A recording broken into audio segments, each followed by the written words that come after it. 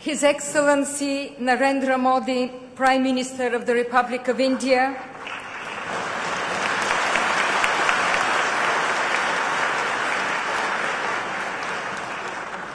Excellencies, Ambassadors, ladies and gentlemen, created 70 years ago, UNESCO bears the imprint of Indian thinkers who have changed the world.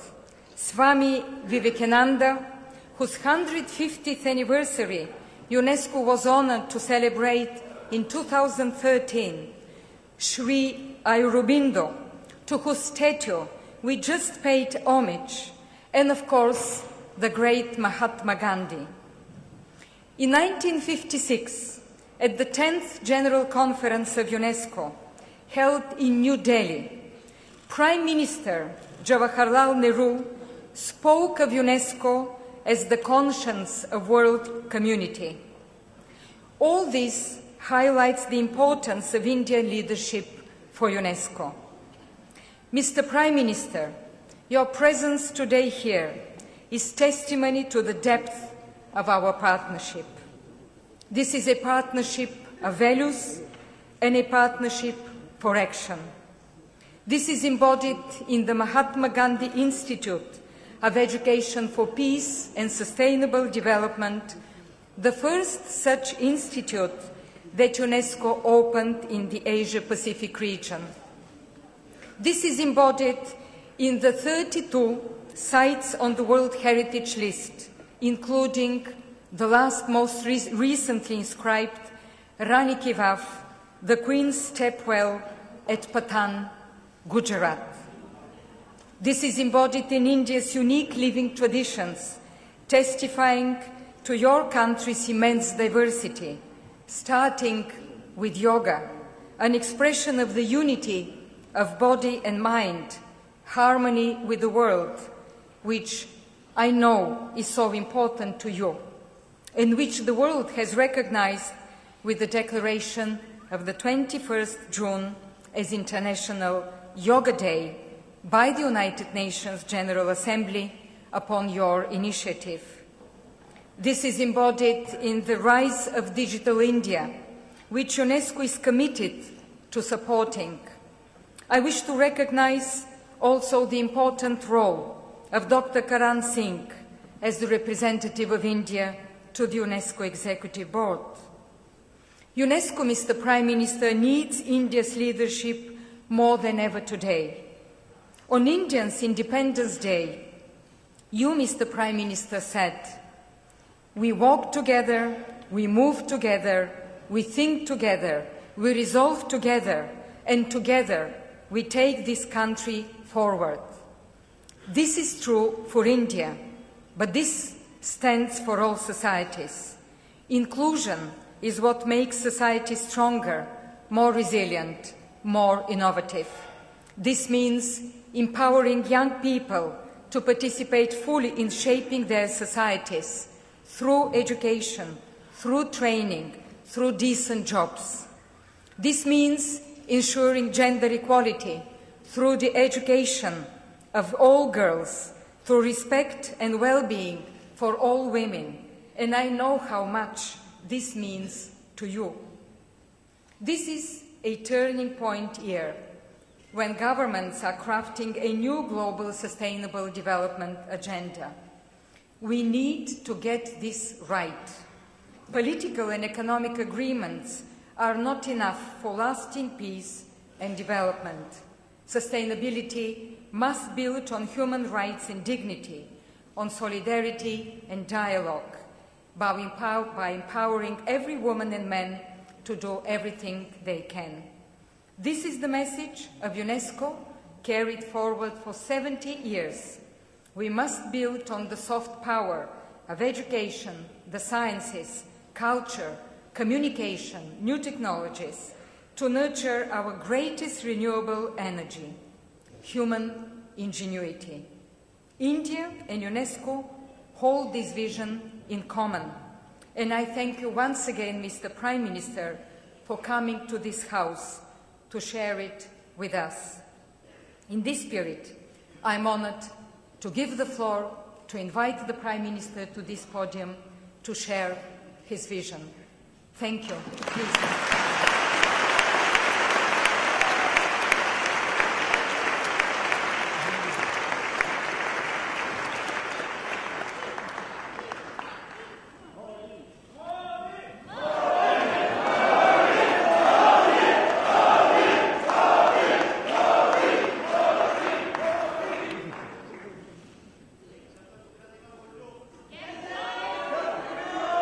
Vale, vale.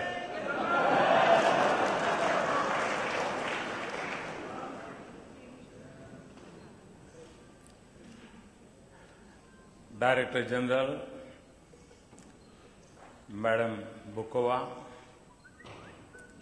Excellencies, ladies and gentlemen, I am truly honored to address UNESCO. I feel specially privileged to visit this great institution in its 70th anniversary year. This milestone reminds us of a fundamental achievement of our age for the first time in human history. We have an organization for the entire world, the United Nations. And through the sweeping change of these decades, through many challenges of our times and the great progress of this era, the organization has endured and grown. There have been doubts and skepticism. There is need for urgent reforms, but for the nations that came together at its birth and for 3 times as many that joined it later, there is one unshakable belief. Our world is and will remain a better place because of the United Nations. It is this faith that have given birth to so many of its institutions that deal with every aspect of human challenges. Our collective goal is to seek a peaceful and prosperous future for our world in which every nation has a voice, all peoples have an identity, all cultures are flowers in garden, every human being has a life of dignity, every child a future of opportunity, and our planet the chance to preserve its glory. No organization serves our cause more than this one. The seeds of our collective destiny are sown in human minds. It is nurtured by the light of education and the spirit of inquiry. It makes progress through the marvels of science, and it draws strength from the basic character of nature, that harmony and unity in diversity. That is why UNESCO was among the first missions of the United Nations. That is why India values the work of UNESCO so deeply and cherish our partnership so immensely. I am conscious of the extraordinary legacy of our relationship from the times of UNESCO's birth. I recall Mahatma Gandhi's message to UNESCO calling for urgent action to address the needs of education to secure lasting peace. And the leadership of Dr. Radhakrishnan later became our president in the yearly of this institution. We are grateful for UNESCO's support for education and science in India and for preservation of our cultural heritage. Equally, we are privileged to have worked with UNESCO in support of its mission around the world. For in the challenges India faces and the dreams that Indians seek, our approach mirrors the ideals of UNESCO. We have built a modern state in an ancient land with timeless tradition of openness and coexistence, and as a society of extraordinary diversity. The foundation of our Constitution rests on a fundamental principles: the peace and the prosperity of all is indivisible for the welfare of the individual. The strength of the nation is determined by the joint hands of every citizen, and real progress is measured through empowerment of the weakest. This has been our creed since we assumed office nearly a year ago. And we shall urge our progress not just by the cold statistics of growth, but by the warm glow of belief and hope on human faces. For me, it means many things. We will defend and protect the right and liberty of every citizen. We will ensure that every citizen of every faith, culture and creed has an equal place in our society, belief in her future and the confidence to pursue. Education always had a special place in our tradition. As our ancient sayings, it is Vaye krute bhartati eva nityam vidya dhanam sarva pradhanam. The wealth that increases by giving. The wealth is knowledge and is supreme of all possessions. We have launched the most ambitious program to provide skills to our youth and education for every child in the remotest villages. Our progress will remain a mirage unless women no longer suffer from daily fear or barriers to opportunity, and when they are no longer victims of exclusion and prejudice. And this change must begin with the girl child. So the program to educate and support the girl child in India is one that is closest to my heart. We will ensure that they can go to school and also that they can attend in safety and dignity. Today, the digital age has created opportunities beyond imagination, but digital divide can expand disparities. On the other hand, digital connectivity and smartphone have created a revolution of possibilities to educate, deliver service, and extend development. This is the most exciting change in our era. Our digital India will create a participative, transparent, and a responsive government connected to the citizens. And we have launched a digital literacy mission to connect each of our 600,000 villages.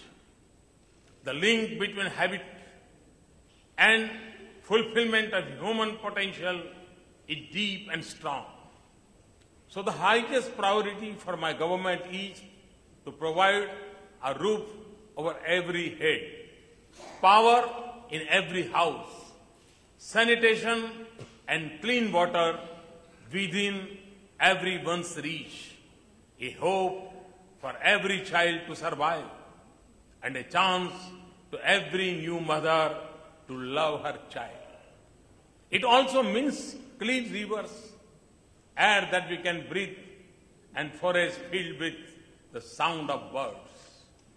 To achieve these goals, we need not just policies and resources, but even more the power of science.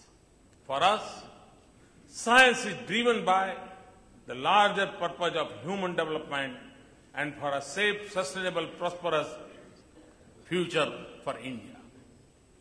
Science also unites people across borders in shared purpose. And when we share its fruits with those who do not have it, we connect lives and make our world a better place. India never forgets the help we have received in our early year. Today, we are fulfilling our responsibility to others. Therefore, science is a key priority of India's international engagement. Culture is a sublime expression of people and the foundation of a society. UNESCO's initiatives to preserve the world's cultural heritage, including in India, are inspiring. We see India's rich and diverse cultural heritage as humanity's wealth. And we will do everything to preserve it for future generations.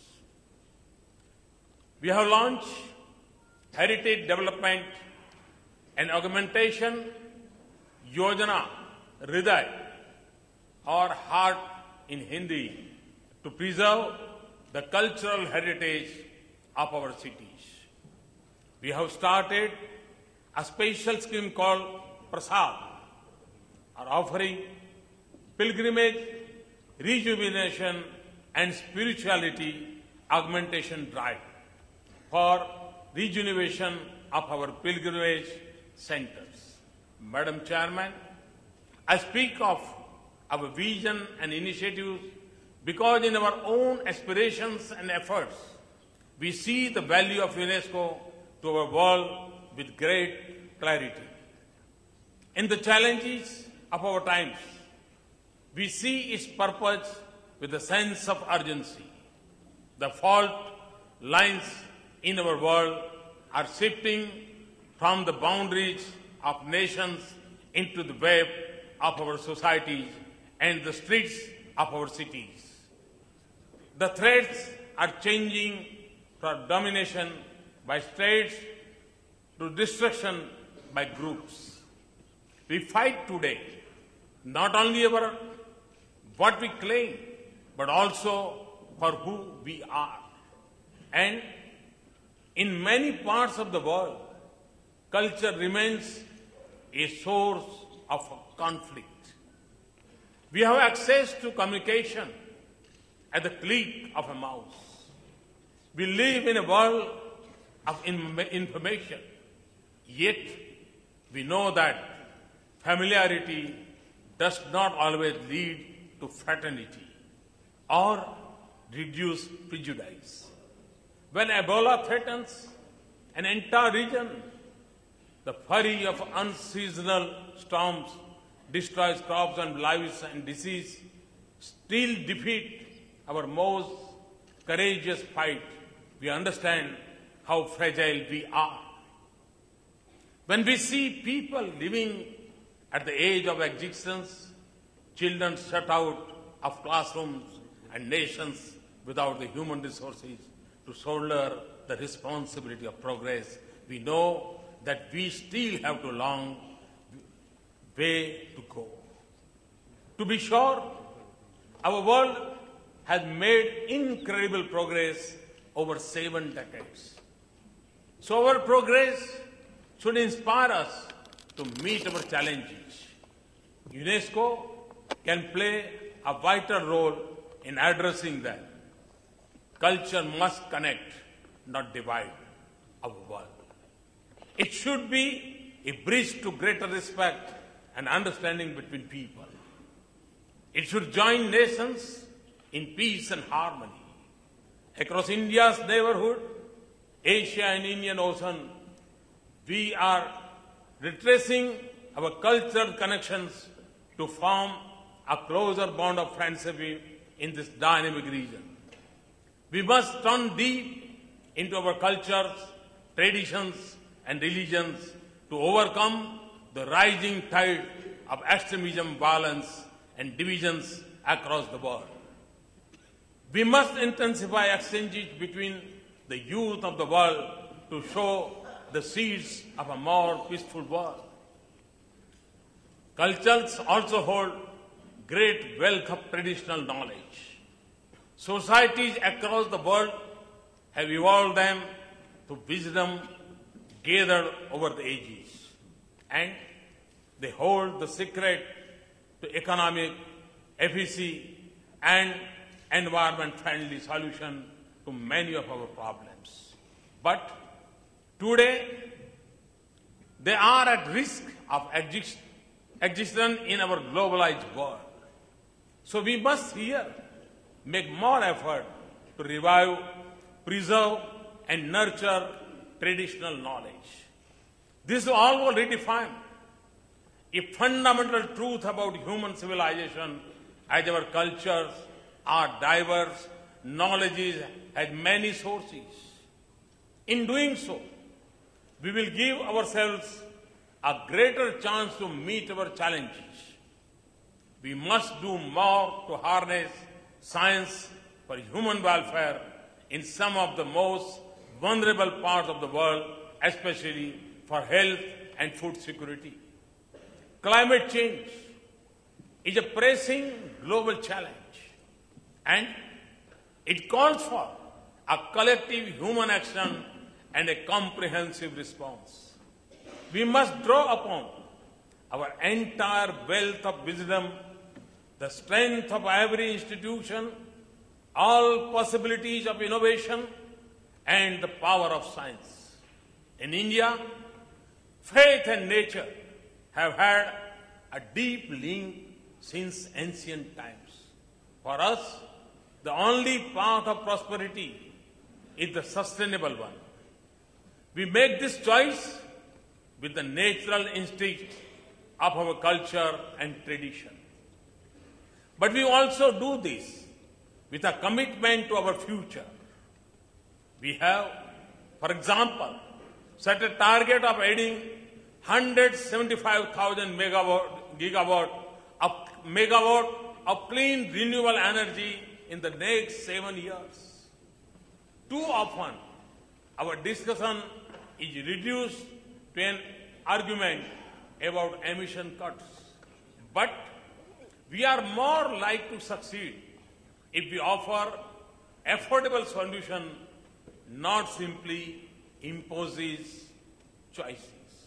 That is why I have called for global public action to develop clean energy that is affordable and accessible to all. And it is for the same reason that I call for a change in lifestyle. Because the emission reduction that we seek will be the natural outcome of how we live. And it will also mean a different path to economic well-being. It is with this vision that I had called the United Nations General Assembly last September to declare June 21st as the International Day of Yoga. Yoga awakens.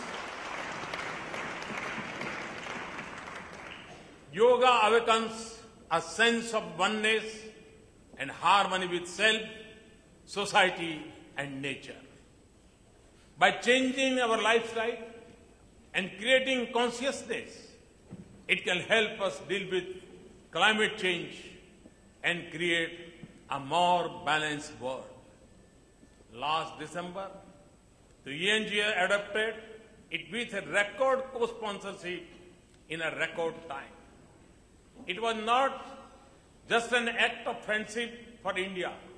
It reflected our collective ability to go beyond our familiar boundaries in search for solutions to common challenges.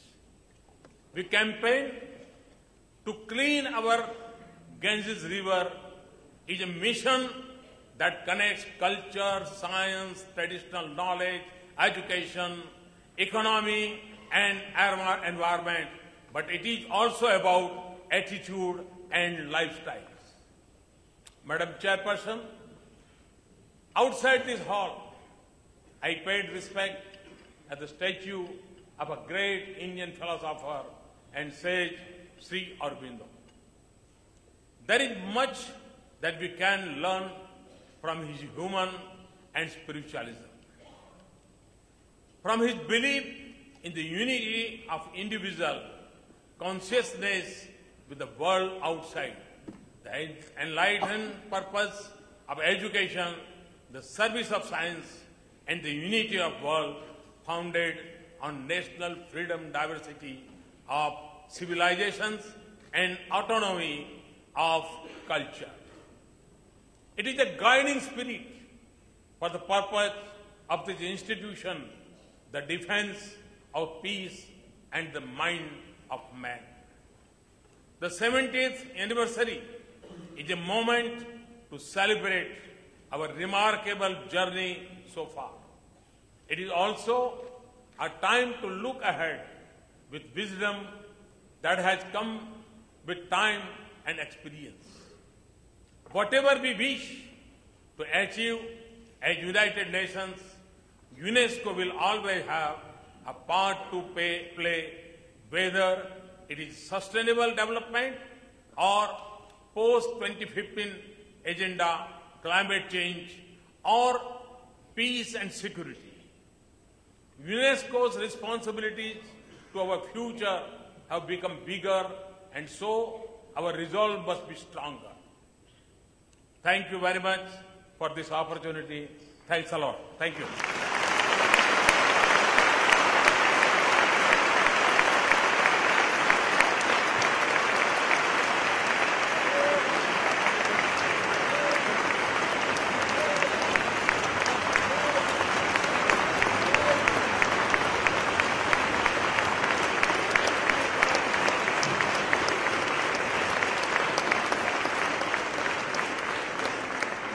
As the Prime Minister mentioned, the United Nations General Assembly adopted only a few months ago a resolution establishing the International Day of Yoga to be observed on 21 June each year.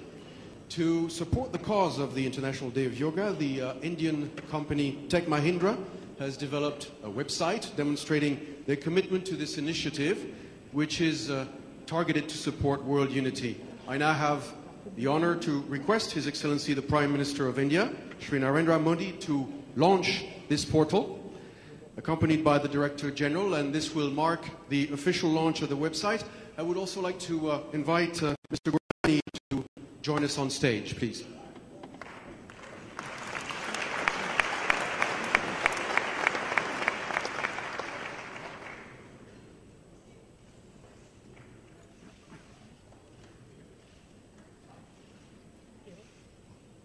The website is now officially launched.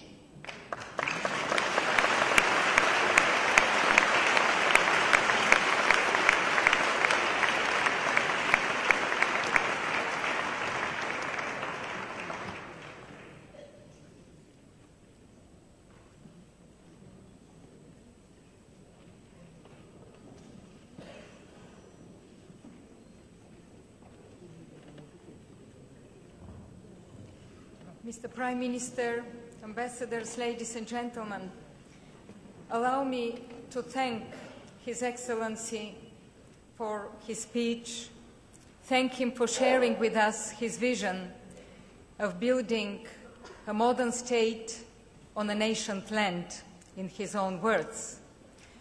I would like to reassure you, Mr. Prime Minister, that this vision, your words, resonate deeply with us, with UNESCO. Because this is the vision about the power of education, of the sciences, of the new technologies, who will enlighten the world and move forward the development. Your vision of cultures, of a culture that unites, it does not divide, resonates deeply with us.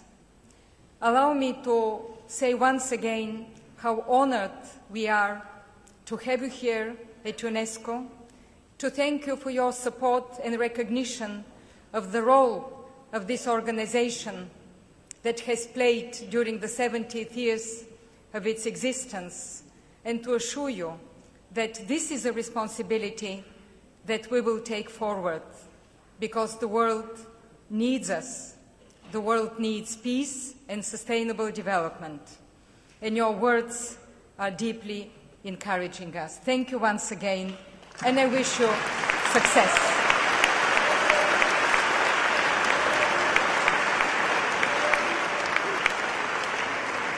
Ladies and gentlemen, please kindly remain in your seat. Before leaving, His Excellency the Prime Minister wishes to greet a few people among the public, and this will be an opportunity for all of us to hear again the UNESCO choir, who will perform this time a piece by Mozart. And I would like to warmly thank the choir for their performance.